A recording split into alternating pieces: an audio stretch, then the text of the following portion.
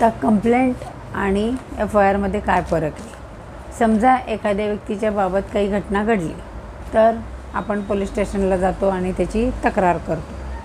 आता जेव्हा तक्रार करतो तेव्हा प्रिमा फासी म्हणजेच प्रथमदर्शनी जर पोलिसांना वाटलं की ही काहीतरी घटना घडलेली आहे तर ते त्याची काय करतात, एन्क्वायरी करतात. आता एन्क्वायरी केली आणि त्यांना वाटलं की ही काही किरकोळ घटना आहे तर ते तक्रार लिहून घेतात. परंतु प्रिमा फासी त्यांना जर असं वाटलं की हा मोठा गुन्हा आहे तर ते त्याची इन्व्हेस्टिगेशन करतात आणि एफ आय आर लॉन्च करतात. परंतु कंप्लेंट म्हणजे एखादी तक्रार आपण जी काही तक्रार करायला जातो पोलिसमध्ये, जर ते किरकोळ असेल तर त्याची इन्क्वायरी केली जाते आणि इन्क्वायरी केल्यावर जर त्यांच्या लक्षात आलं की इथं खरंच मोठा गुन्हा घडलेला आहे, त्याची इन्व्हेस्टिगेशन होते आणि एफ आय आर लॉन्च होते. म्हणजे काय, कंप्लेंट ही पहिल्यांदा एखादी घटना घडली की ते पोलीस स्टेशनला जायचं आणि तक्रार करायची.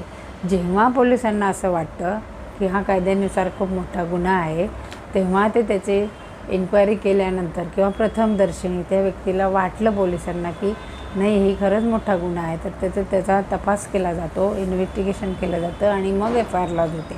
परंतु कंप्लेंट करायला तुम्ही गेलात आणि लगेच एफ आय आर लॉन्च होते का, तर नाही.